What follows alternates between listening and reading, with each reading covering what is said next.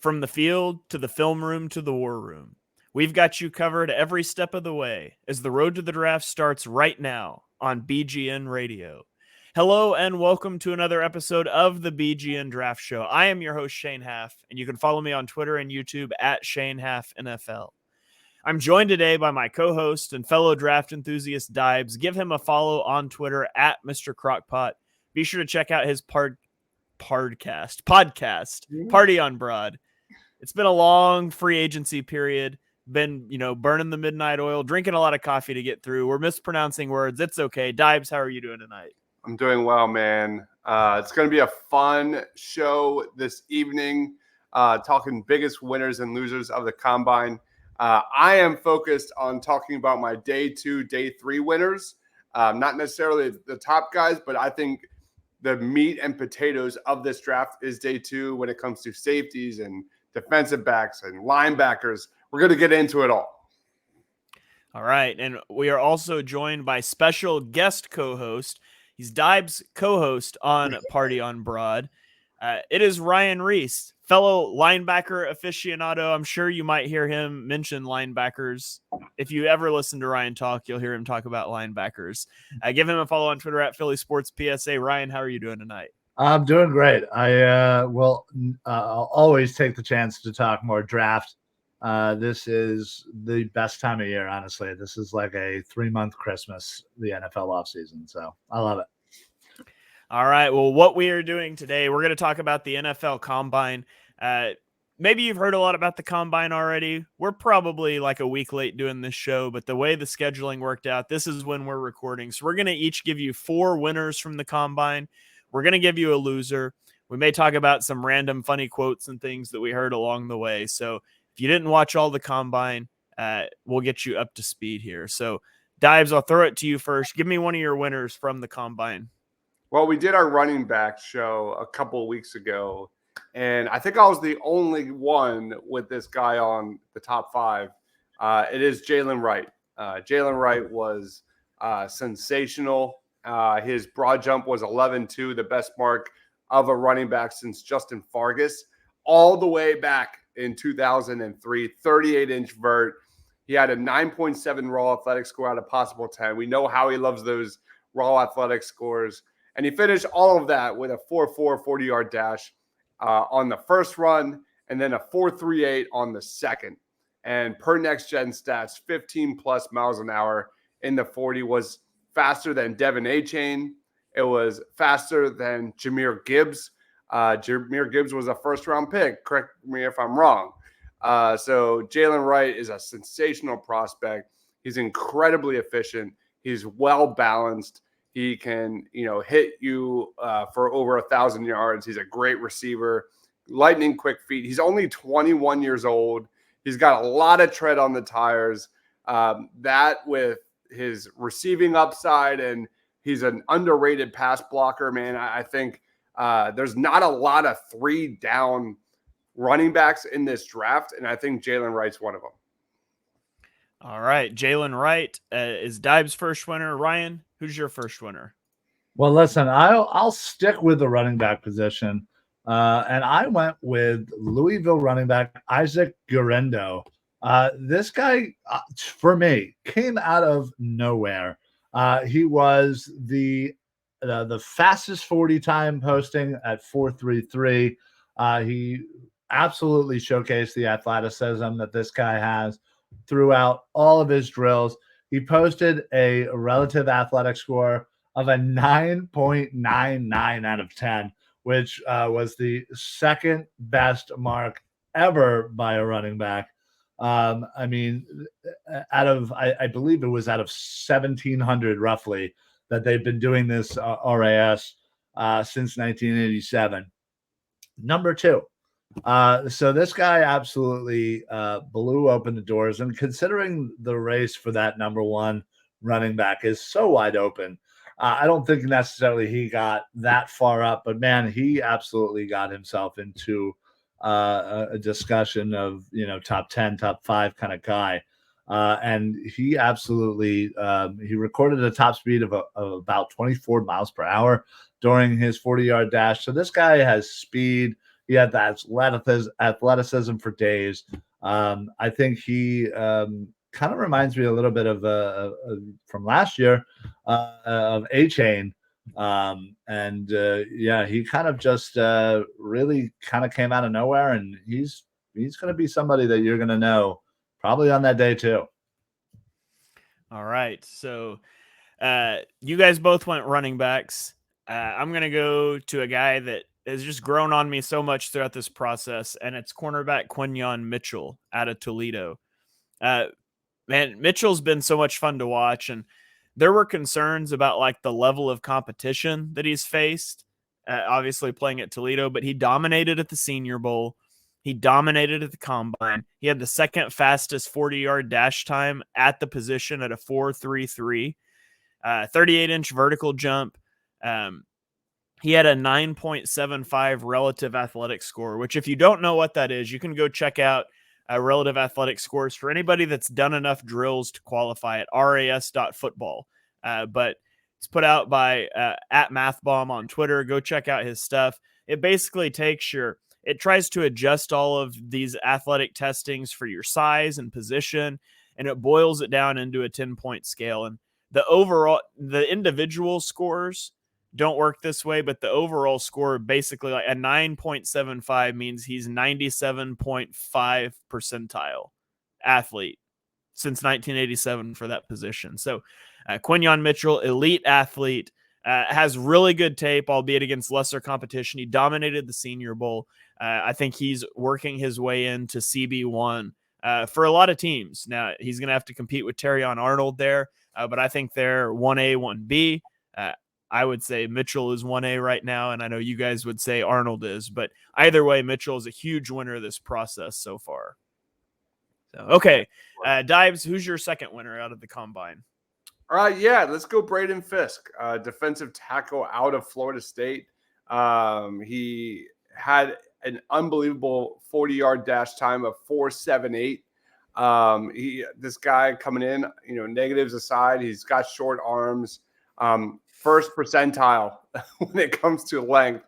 But after that, when it comes to testing, he was off the charts.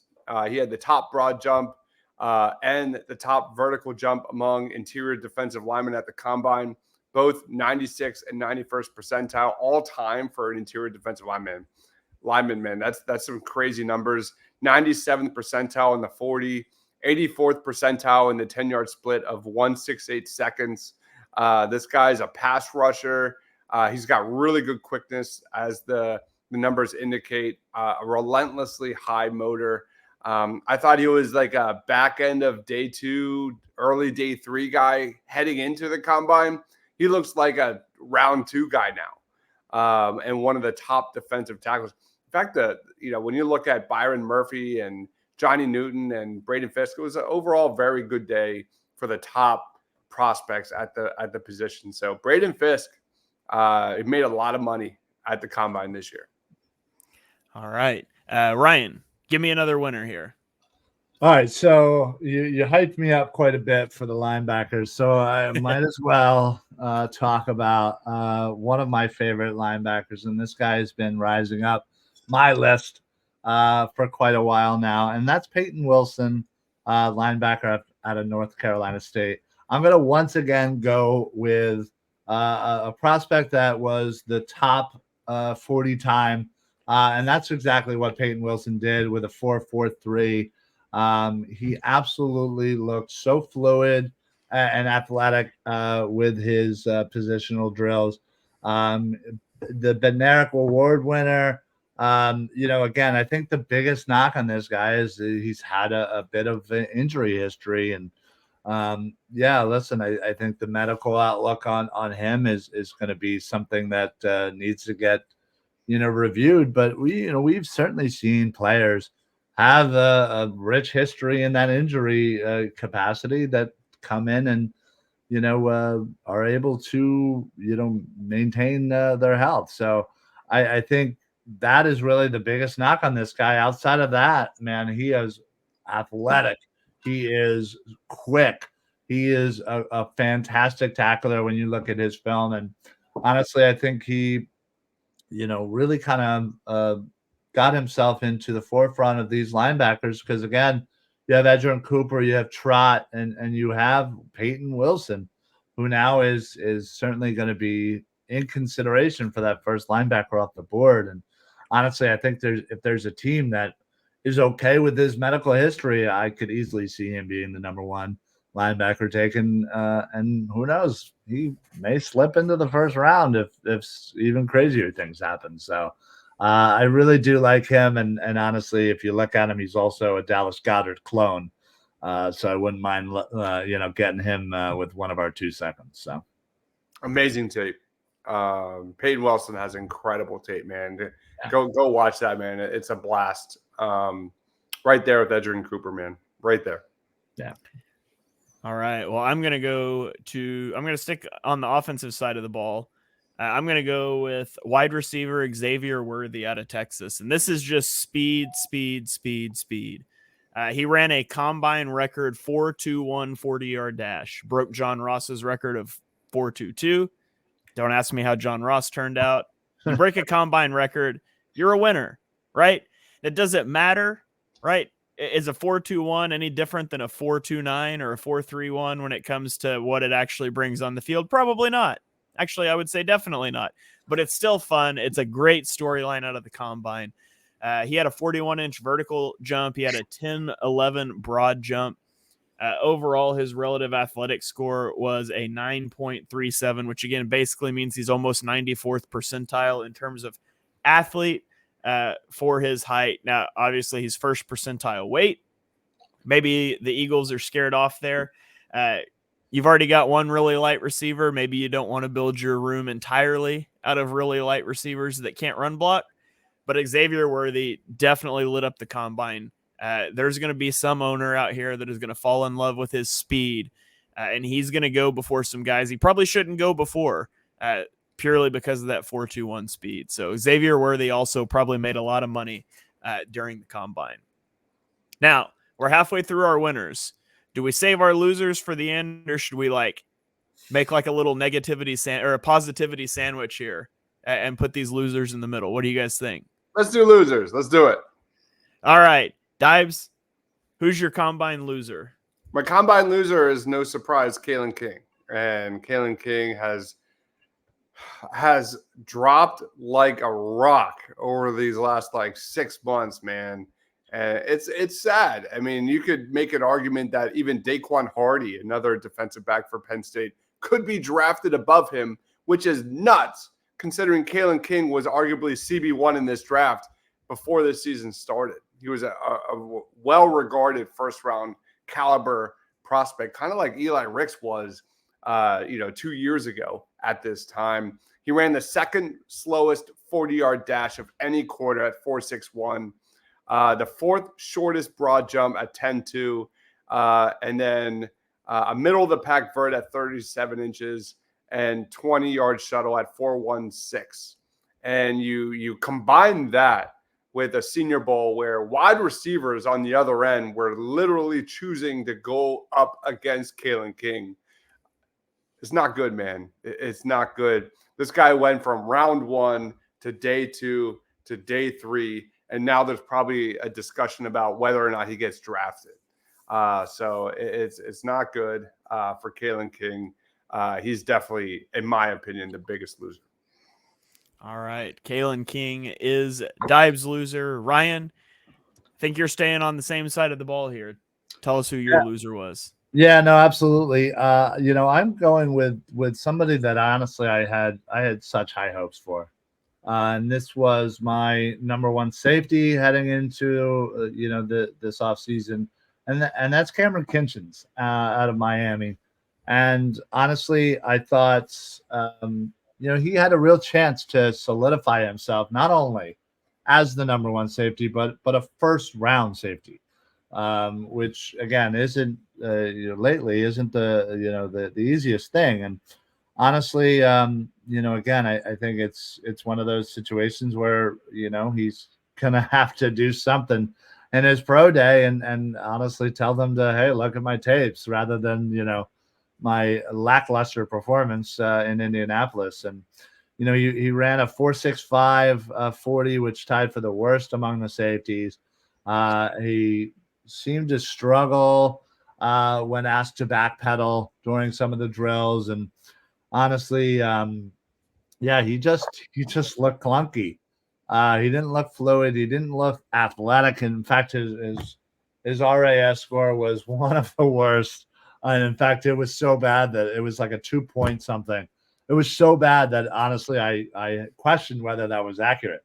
It seemed like a mistake because you look at his film and you look at some of the athletic plays that he has made at University of Miami, and it doesn't compute to this score. So Cameron Kinchen really has quite a bit of working to do when it comes to his pro day, because that's his last chance to really show teams that, you know what, whatever happened at Indianapolis isn't the player that I am, because you look at his tape and it doesn't compute. So listen, Cameron Kinchen went from being pretty much the number one safety now to, he might have fallen to the third round. I mean, honestly, he really may have. I don't see it, but again, you never know. This might scare some teams, and you would think that he'd be kind of a mid to late second, but he might be that third round at this point. Biggest surprise of the draft combine for sure. Yeah, it's really unfortunate because he's a guy that I liked, and a guy that I liked potentially to the Eagles. And that testing is really concerning. And, maybe you have a bad day. And, we've certainly seen guys sort of plummet in their stock from the combine and turn out to be good players. I always think back to, what was the running back from Notre Dame, Deibs, that plays for the Rams now that's doing really well? Kyren? Yes. Yeah. Kyren Williams. I was really big on Kyren Williams, and he bombed out his athletic testing at the combine, and it made me waver on him and drop him down my board. And obviously he's proven me wrong and all that athletic testing. So certainly not doom for these guys that didn't perform well at the combine, but it certainly is going to hurt their draft stock. Yeah. So my loser for the NFL combine is the NFL combine. The NFL combine is this big spectacle, right? The NFL advertised 50 hours of live coverage this year, and they're trying to squeeze every possible dollar out of the combine. And star players simply aren't participating anymore. And it's not just players. You had 3 coaches skip out on the combine. Robert Saleh, Mike McCarthy, Sean McVay all skipped the combine. But you have Caleb Williams, who's the generational quarterback guy, and he didn't just opt out of throwing. He opted out of medical testing too, which is it's the entire point of the combine. And he said that his quote was that not all 32 teams can draft me, so why should I give all 32 teams my personal medical things, which there's some validity to. You got Marvin Harrison Jr. He didn't work out in Indy, and it's not because he gained weight for a weigh-in like you saw Bryce Young last year, right? This is what you do. You gain weight for the combine to weigh in, and then you lose it, and then you go do athletic testing at your combine or at your pro day. He's just not going to do it. He just said, I'm not going to do that. I'm going to focus on football things. So kind of spits in the face of the combine. He also no-showed his media session after he got weighed in. So interesting things there. That's 2 guys at highly visible positions who will be top 5 picks not working out. And they were joined by Drake May, who's probably QB2, Jaden Daniels, who's maybe sliding into QB4 now, but QB3 at the time, you think, Malik Neighbors, Brock Bowers. That's the top 5 guys on the consensus big board, and QB3, who's number 11 overall, not participating in the combine. You have on top of all of that, the agency Athletes First told its prospects not to participate in any of the cognition tests after the CJ Stroud debacle last year. And so what you see, like, people want to show, right? And the NFL has tried to hype this thing up, and they're trying to squeeze every possible dollar out of it. And I think the combine's struggling to stay afloat. Like, it's never going to go away, but in terms of being like a televised thing that they're going to try to pull off, I just don't know that that's going to continue to work for them. So we'll see. We don't have to spell total doom for the combine yet. but it's certainly something worth monitoring. My second place, so I'll actually give a person, though, is running back Bucky Irving out of Oregon. He was my number 2 running back when we did our running back ranking show, and he pretty well bombed out the combine. He basically ended up with a 2.2 relative athletic score. He was 6th percentile weight at 192 pounds, 4th percentile vertical jump. Not a good combine. He ran a 4.56 40-yard dash. So Bucky Irving is also big stock down out of the combine. Shocker too. Yep. Yeah. I was really surprised by that one. Yeah. So, okay. So that gets the negativity out of the way. Let's get back to positivity here. Let's talk about a couple more winners and then maybe some funny moments that happened at the combine. Dibes, give me your third winner out of the combine. Yeah, and if you have been following along, and I'm sure you have, with Eagles free agency, they just brought on C.J. Gardner-Johnson.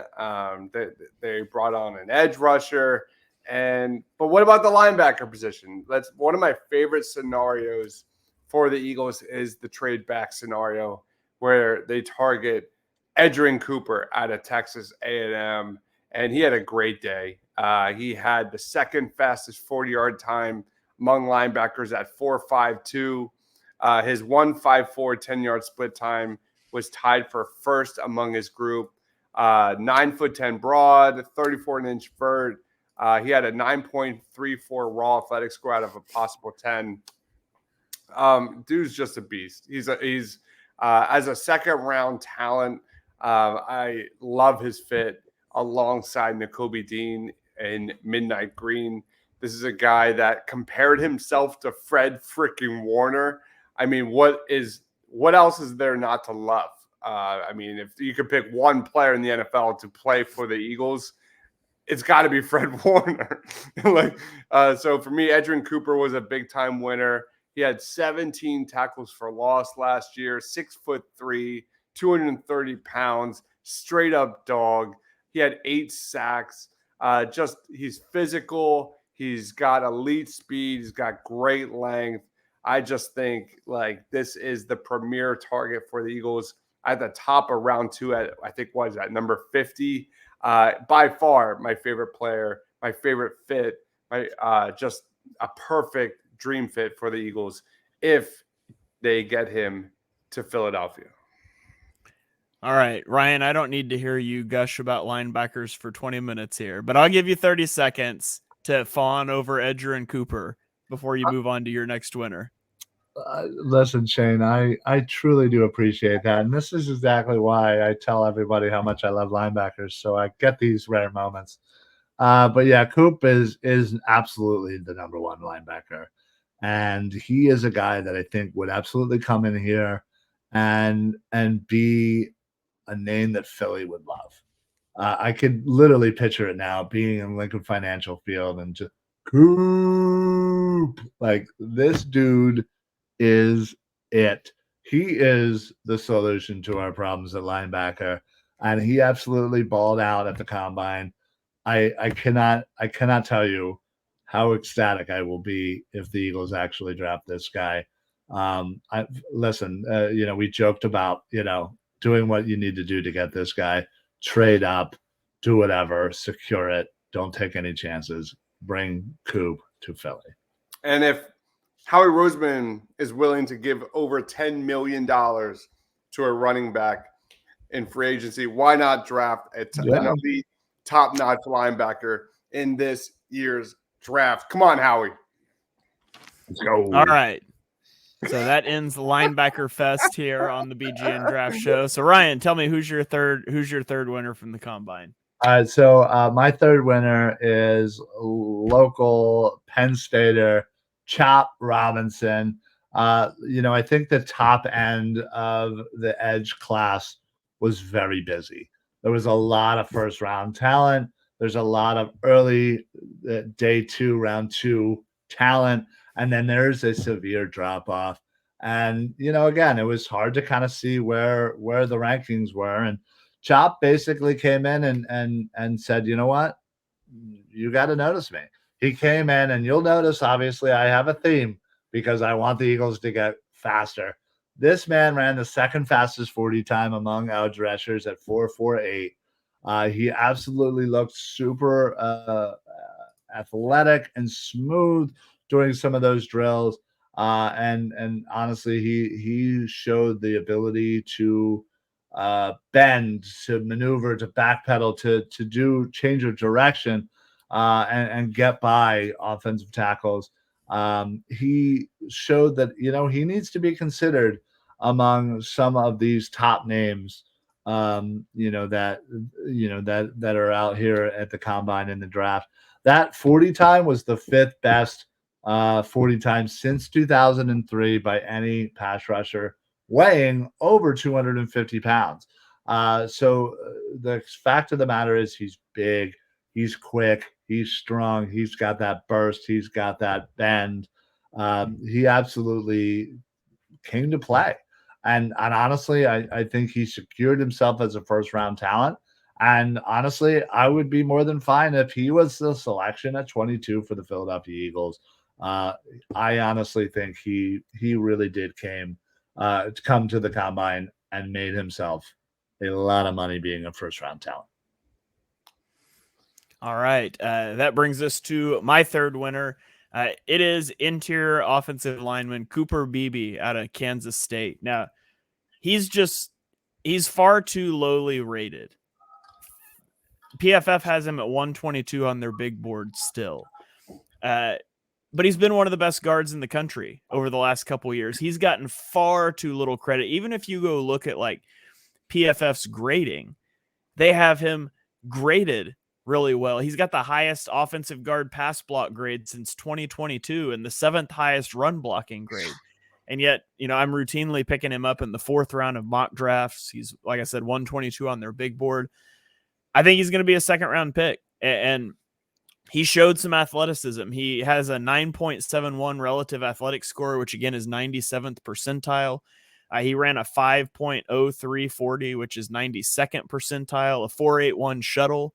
He had a 7.44 3 cone, and he had a 87th percentile broad jump. Now, obviously, you can see from his spider chart, his length is the issue. His arm length is second percentile.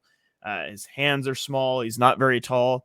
That's why he's an interior offensive lineman, but he's going to be a really good guard for whoever snags him in the second round.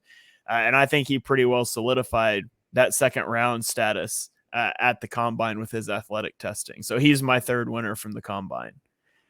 So let's throw it around here one more time, and we'll go for our fourth one. Dibes, you can say something if you wanted to about BB, and then give us your fourth winner. No, I think BB is right at that back end of round one, top of day two area. I think he's like that tier right below Graham Barton, right below Jackson Powers Johnson. There's a lot of, again, the O-line, we're going to do O-line next week. And there's a lot of guys to talk about. It's a very deep class. Guys like Zach Frazier, Zach Zinter, it's very deep. Yeah. So the guy I want to talk about is Kamari Lasser. I mean, there was a lot of headlines in this combine. We talked about some already. But a guy that nobody talks about is Kamari Lasser. And I think he is a lock for the top of round two. He didn't run the 40-yard dash, but he did take part in on-field drills and just blew away the competition, quite literally. He had a 6.62 3-cone time, not only the tops among all cornerbacks in this draft, but it was the 15th fastest time in combine history, and nobody's freaking talking about it. He had a short shuttle of 4.12. That was third best among corners. So in a cornerback group that's really solid this year, I feel like people still don't talk about this guy enough. In 3 seasons at Georgia, he started 29 games. He started every game the last 2 years, kind of stepped into that starter role in 2022. He was a huge piece of why Georgia had the best pass defense in 2023. He didn't get as many targets this year as he did the year before, and he didn't really have that much turnovers and production that you would expect, but that's a big piece. And there's a lot of chatter about him moving to more of a nickel defender role at the next level, kind of in that slot area. But if you're concerned about that, do not be concerned. This is a guy who Georgia put in the slot against Luther Burden of Missouri, who is widely considered the number one wide receiver in next year, the 2025 NFL draft, held him to 1 reception. Georgia said, shut him down. Kamari Lasser took him out. So Kamari Lasser doesn't get enough love in this draft. Dominated at the combine, and give some respect to Kamari Lasser. All right, Kamari Lasser for Deibs. Ryan, who's your last winner from the combine? Mine's actually going to be a Joe Alt. I know we talked a lot about not wanting necessarily tackles for the Eagles in the first round, but I did want to mention Joe Alt's performance because there was certainly rankings where Joe Alt wasn't the number one, and there was maybe some confusion in the rankings, and I think he ended all of that with his super impressive combine. Now, while he wasn't necessarily the fastest 40 time, I know, with a 5.05, but he did reach the highest miles per hour per his peers in the trenches. He ended up at a 14.14 miles per hour, which is the fastest time over the last 2 combines. So he has some explosiveness, some quickness to his game. And he really did solidify that number 1 offensive tackle in this NFL draft. I mean, he is an absolute dream, for somebody that needs a bookend. And honestly, he couldn't, at this point, his ceiling can't get any higher. He is absolutely just so technically sound. Throughout the drills, he just looked like such an already polished vet offensive lineman. And somebody's going to go ahead and get themselves an all-pro right out the gate. Honestly, I mean, this guy is so special. And Notre Dame, he absolutely dominated. And I don't see why that doesn't continue, especially after the impressive combine he had. He, by far, is the number 1, without a doubt, offensive tackle in this NFL draft. And there's something to be said about solidifying that position with his performance in Indianapolis. All right. And then that brings us to my final winner of the draft. It is offensive tackle Amari Mims. Man, Amari Mims is like, when you go into Madden and you do like the create a player, if nobody creates an offensive lineman, right? Because that's not a fun player you can get stats with. But let's just pretend, you were going to create an offensive lineman in Madden. You would create Amari Mims. He's 6'8", which is 91st percentile, 340 pounds, 94th percentile. He's got 95th percentile arm length, 97th percentile hand size. He ran a 5.0740, which is 85th percentile. So he is huge. He is a fluid mover. That he did tweak his hamstring on the second 40 attempt. So he didn't get a chance to improve that time. And that is kind of the issue with Mims. He's got a lack of experience because of injuries. He's only played 638 snaps across 3 years at Georgia. He's only started 8 games. This year, he suffered an ankle injury that required surgery and kept him out from week 3 to week 11. But the potential is so sky high for Amari Mims, and everything we thought we saw in his movement skills and just his athletic profile, his body type on tape, it showed up at the combine. And so, we'll see where he goes. Like I said, sky high ceiling, but it could take him a while to get there. Maybe he never gets there, but it's hard to argue that he wasn't a huge winner coming out of the combine. So, all right. Go ahead, Deibs. No, he's a top 20 talent. There's no question. But like, are you willing to wait a year or two? Yeah. Yeah. All right. Well, that does it for our winners and losers. Anybody have any just random tidbits, snippets from press conferences, anything like that caught your attention that you want to mention? Nope. Here, I've got one. I'll go.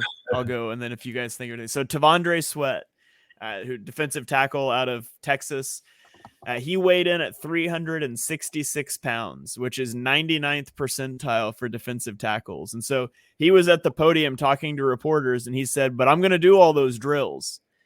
Because a lot of times, those guys, they won't, because they know they won't go well for them. And he said, when I run the 40, I'm going to shock a lot of y'all. And they asked him, well, what are you going to run the 40 in? And he goes, 4.5 or 4.4, maybe 4.5. And everybody kind of laughed. And then he ran a 5.27. And I thought that was hilarious. The reporters did too. You can go find the clip of it. They all laughed when he said that. So I thought that was funny to see a guy just up there joking at the podium.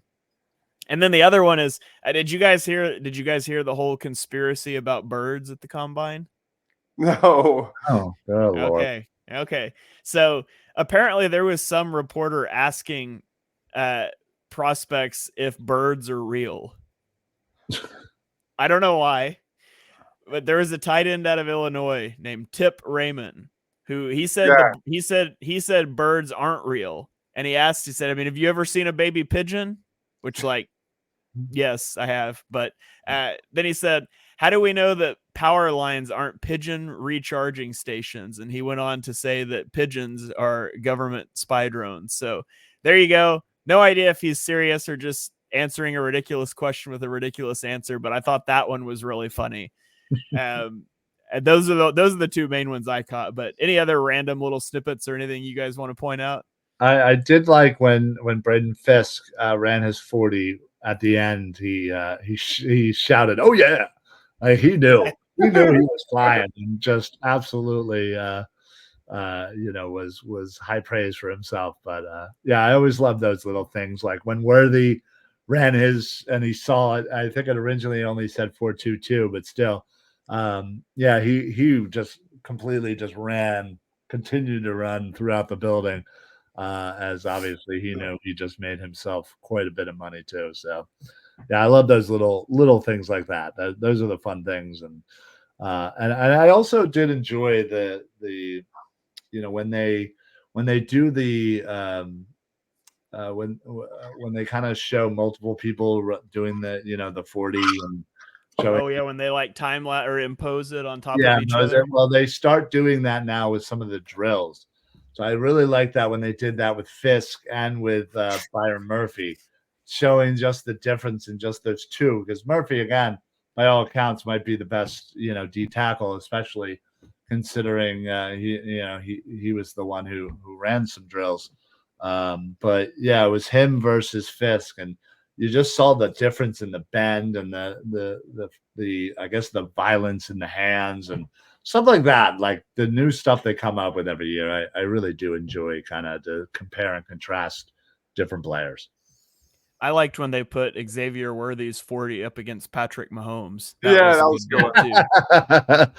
Yeah, and Mahomes is begging them to just stop using it, and they keep doing it. And they did it versus much slower people too, because what he ran like a 4.82, I think Mahomes did. So yeah, something like that. I think it's the Kelsey brothers on their podcast. They always joke that Patrick Mahomes, when he scrambles, he looks like he's holding a beer in his hand. And said that his scramble speed is exactly 1/10 of a second faster than whoever's chasing him. Yeah, pretty much. That's the frustrating part about him. Just somehow. Yeah. So, well, I don't know how we turn this into a Patrick Mahomes podcast, but I've got two. My one was at the end of each position drill, the last player would like sprint to the other end of the field and do some sort of celebration where everybody else was like chasing them from behind, and they would do like a celebration. And sometimes that prospect that was first to hit the end zone would do like a flip or some kind of like celebration. And I can imagine like every agent in the NFL like shitting their pants, like watching them do a backflip or a somersault, like don't get hurt type of thing. But as someone who watched every single 40-yard dash throughout the combine and doesn't have a lot of hair on top, I got to say there was a lot of loving for the hair, for the do. And it was like Sam Hartman. It was guys like Frank Crum, like a lot of slow-mo with the hair flowing. I'm just saying, I'm going to throw it out there. Bald is beautiful. And it was a little hurtful. All right. Well, on that note, we are going to get out of here. Thank you guys for joining us for this episode of the BGN Draft Show, breaking down our combine winners and losers. If you enjoyed the show, be sure you hit that subscribe button so you get all the shows on the BGN radio feed. I'll have a show out with Johnny in the next day or two, breaking down the Eagles free agency signings. A lot of other stuff coming out on the feed as well. You can check us all out on Twitter. I'm at Shane Haff NFL. Dibes is at Mr. Crockpot, and Ryan is at Philly Sports PSA. We will catch you guys next week for another episode of the BGN Draft Show, where we're breaking down our top 10 offensive line prospects. We'll see you guys then. Go Birds.